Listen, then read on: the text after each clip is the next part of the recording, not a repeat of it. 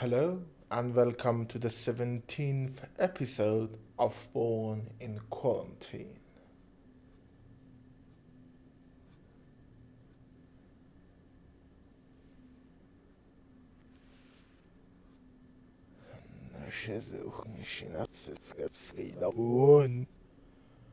Our subject today is Only the End of the World Again.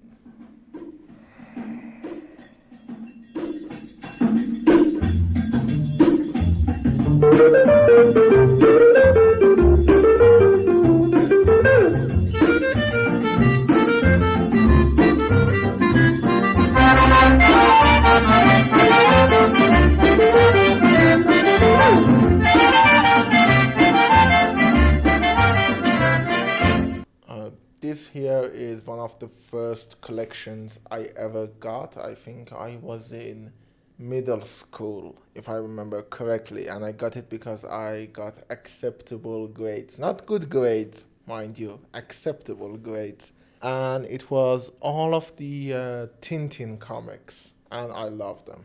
I've read each of them, like, not all of them, to be honest. Some of them I jumped through, like Tintin in America, I don't really enjoy. But yeah, I've read a lot of them many times, many times. They are very good. Yes, today we are going to talk about comic books, and what better place to showcase the Batman mug because, well, for those of you who don't know, Batman is actually a comic book character. I have to be honest, out of everything I've talked about, this subject is the one I'm the least experienced and the least confident in. Movies, TV shows, video games, I've had a lot of experience with them, I've studied them a lot, and so I know what I'm talking about when it comes to them. But comics, I am very much a novice. I don't think I have to actually tell anyone what a comic book is and how big they are, especially now with the big bubble of comic book movies like Avengers and Justice League. Who can forget Justice League? So comic books are big, but to be honest, I wasn't a big fan of them when I was a kid. Not that I disliked them or anything, I just didn't have enough exposure to them. It's not as easy to come by comic books here than it is to in any other place in the world. But the few that I've read, including a few Batman ones and a few X-Men ones actually. X-Men is one of the few franchises that I've read the comics before I watched the movies. Batman, everything else, I knew who they were before I read the comics, so yeah. And those few that I read, which were translated in Persian, I actually enjoyed a lot. So the fact that I didn't read enough of them when I was a kid was merely a matter of geographical force. And the lack of internet, not the lack of internet, the lack of knowledge in internet. I didn't know what internet was until I was well into elementary school. So yeah, let's talk a little bit about comics first.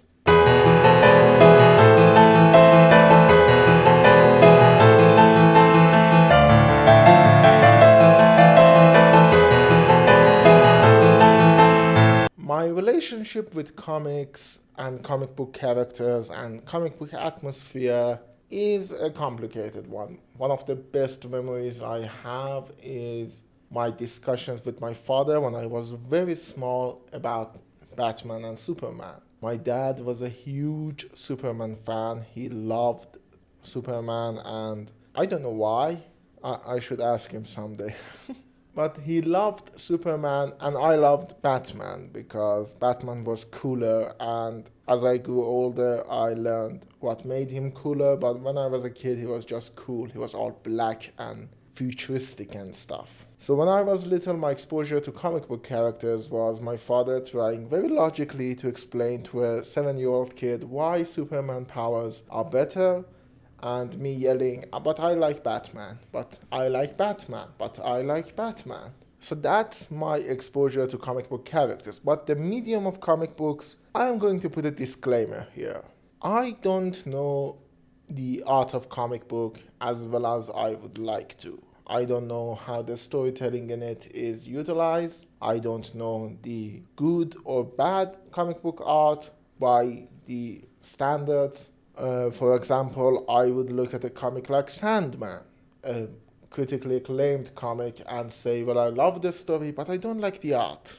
Or The League of Extraordinary Gentlemen, my favorite comic, and I say, I love this story, but the art, I don't really love. And I know people are either just clicking away or just showing me the finger right now, probably. But yeah, I know they are good by some standards or some understanding of the art. I don't. I look at the art and I don't like it. But for example, I look at something like another suburban romance, and maybe people don't like the art in that, but I love the art. I would really love the art. I don't love the story though. So everything I'm going to say about comic books is basically just my opinion as a consumer and as someone who knows storytelling rather than a comic book expert. I mean, for comic book reviews, come on, you should definitely go to Linkara. He was actually my main source to knowing a lot of comics and about comic book history.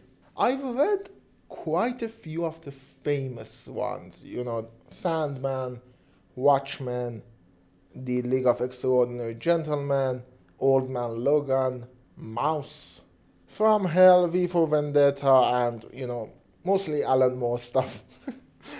I've read quite a few Grant Morrison stuff. I've read Happy after watching the TV show. The TV show was so good. Why did it have to be cancelled? Every TV show that I love is getting cancelled, and yet Big Bang Theory lived.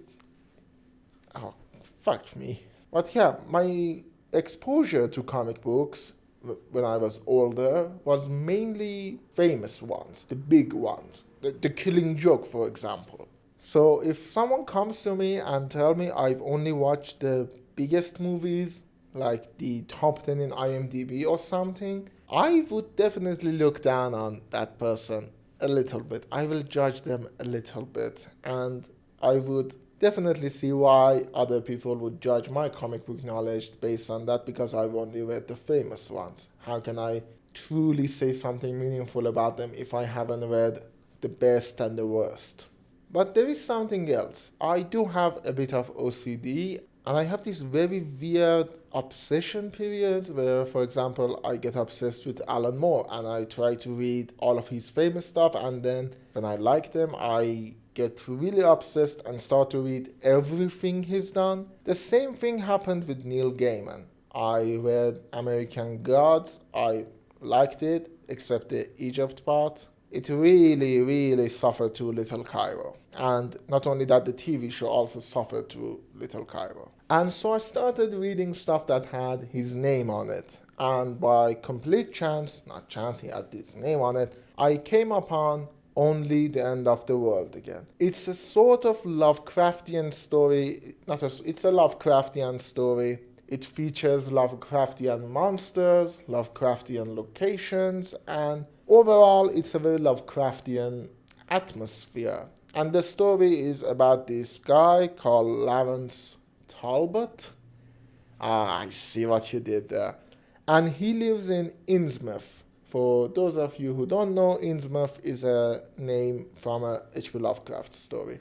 And he realizes that in a certain night, you can, bring back the deep ones, some of the Lovecraftian monsters that reside at the bottom of the ocean. From here, we're going to a spoiler territory, so go to this time code if you don't want to hear it.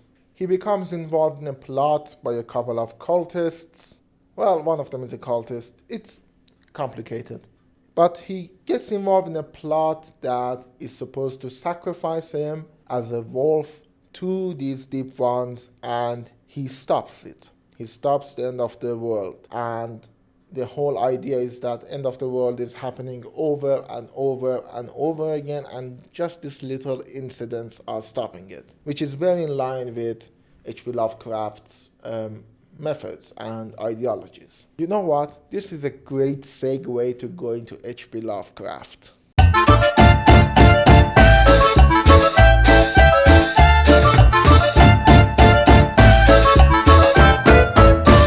We can't talk about Only the End of the World Again without talking about H.P. Lovecraft, Howard Phillips Lovecraft. He was a famous horror writer, for those of you who don't know, and had an immense influence on the works of art that came after him.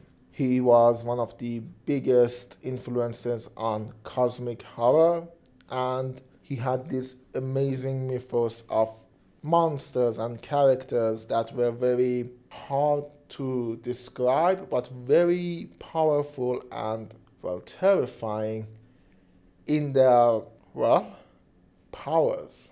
He was also a very big racist. So, yeah, I know I shouldn't have mentioned that, but I can't really let it go because he was a big racist. And yeah, it's very unfortunate. He actually brings a lot of that racism into his works. Some of his works are quite racist too. But aside from that, and I'm just saying that so don't praise the guy for who he was, just praise his works of art. That's the whole thing. And speaking of his works of art, there is a big cult following H.P. Lovecraft, especially in my circle of acquaintances, and this will be very costly for me to admit. And I mean, I've already offended the comic book fans. Why not? I don't think H.P. Lovecraft was a good writer. Now, let me explain. He was a great idea man. The ideas he had were great and they influenced us, but can anyone really say that they love a Lovecraft story?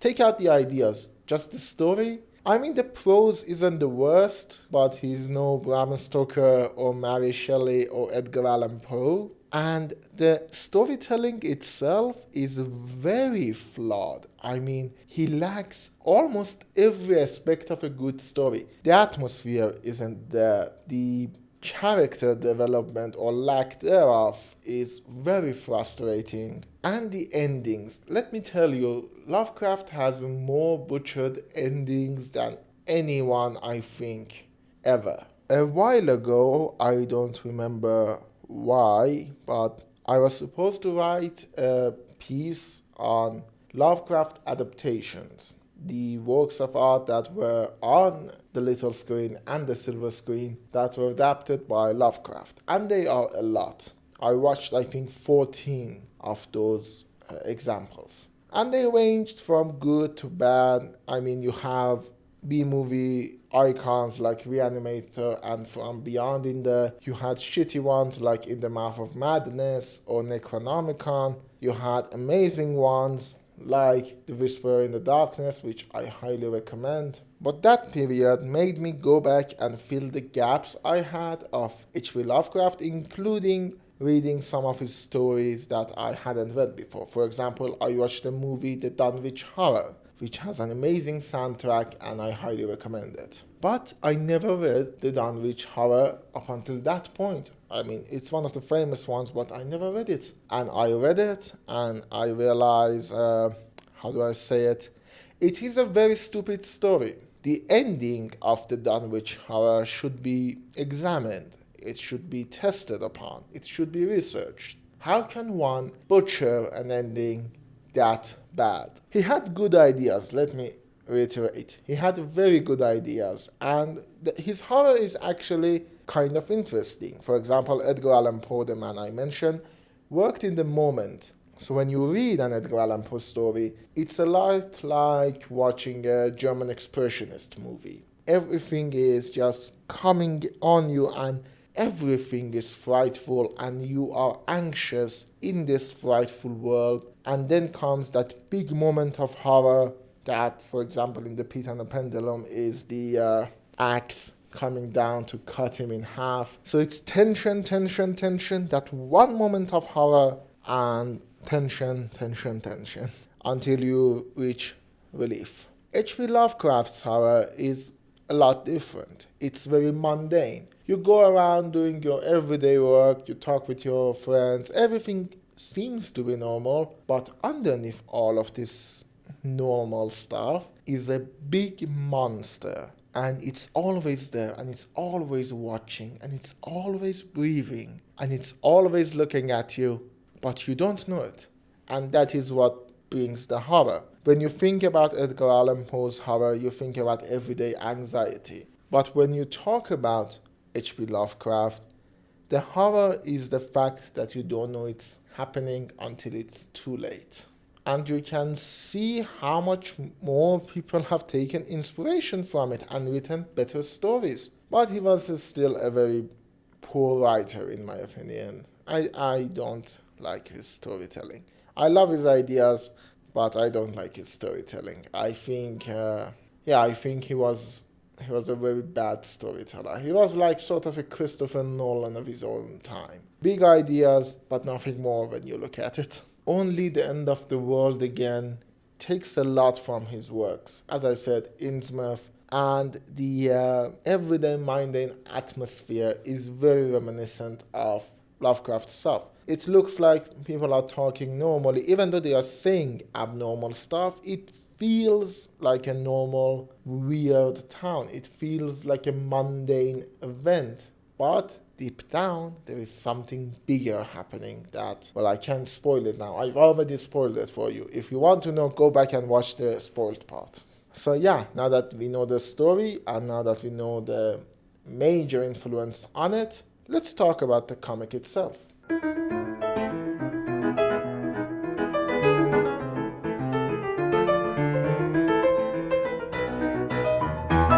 The art of the comic is very weird. The comic itself references Peter Lorre, which was a weird looking silent era actor and a good actor, mind you.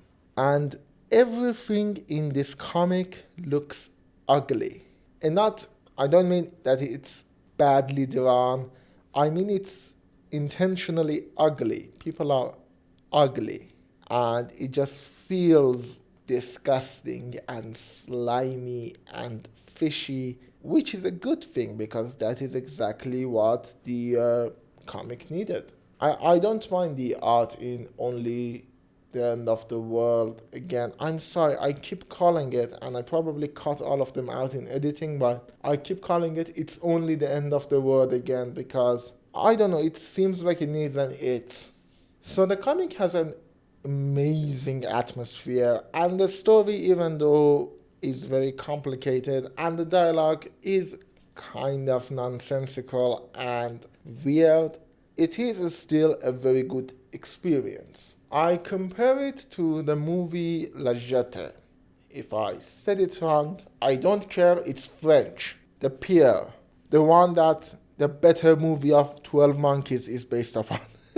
La Jetée, in my opinion, is a very complicated story that you need to actually watch it a few times to fully grasp it. The same with the comic. You have to read it a couple of times to fully grasp it. The dialogues in it are not the best either, neither in La Jetée or Only the End of the World Again. They are very abnormal, which is in line with the story, but not very well crafted. But both of them are such heavy atmosphere pieces. You watch La Jetée and you realize what the main character is going to, where he ends up. I'm not going to spoil that movie. And you read Only the End of the World Again, and you sort of get the feelings that the character is getting. You get the cold atmosphere or the fishy smell. I'm telling you, reading this comic is going to fill you with a little bit of disgust. But I really recommend you do it. I mean, it's quite short. It's just one issue. And from my very limited research, apparently it was in 3 different issues and then they were compiled into one. I've read the one that is actually also colored, which, if I'm not mistaken, did not happen in the original run of the comic. I mean, I wanted to talk about different facets of staying at home in quarantine, and one of the facets is exactly reading comic books. I reread a lot of stuff, but for some reason Only the End of the World Again really grabbed me because I feel sort of an affinity for this type of story. I love the occult. I mean, I'm a big fan of Christopher Lee, so it's natural that I like a cult. And I love the feeling of cultists. And on that note, yet another reference. Definitely, and I do mean definitely, play the game Cultist Simulator. It is an amazing game. It's very easy. You can just get into it. It does need a wiki though, so check the wiki and then get into it. And it's a very atmospheric game, the kind that you just feel tingles down your spine.